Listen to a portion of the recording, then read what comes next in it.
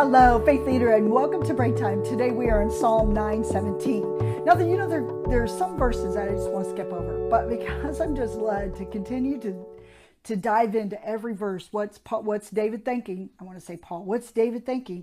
But here's one, 9:17. The wicked go down to the realm of the dead. All the nations that forgot God. Now that's not an extremely encouraging verse.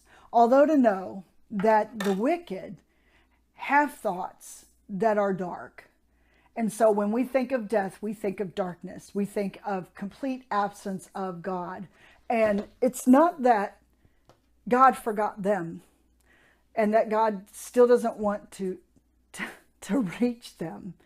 But it's like they forgot God. How could we forget God? I mean, please don't stand in judgment of those who have forgot God. Because that's the temptation of this verse. Well, the wicked are going to get what they deserve. How many of you have ever said that? Well, they're just going to get what they deserve. They forgot God. But, there's something merciful about the New Testament that takes a verse like this and thinks, well, maybe there's reasons they forgot God.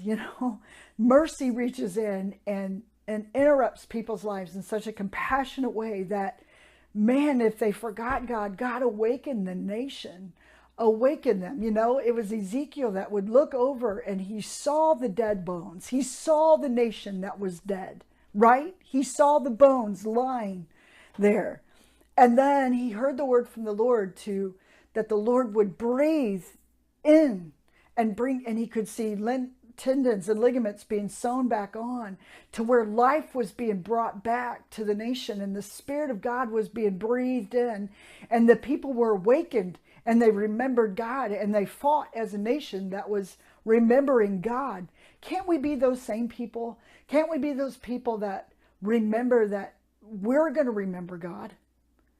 I don't know that we can point our finger at those who forget God when sometimes I think we walk as if people at times that forget who God is and all of his capabilities and he's the God of our nation. That sometimes we may be ensnared to serve the God of this world.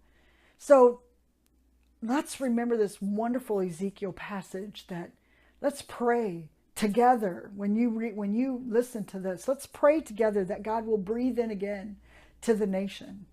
And the dead bones will come back to life. And that people will be awakened to remember who God is. Have a blessed day.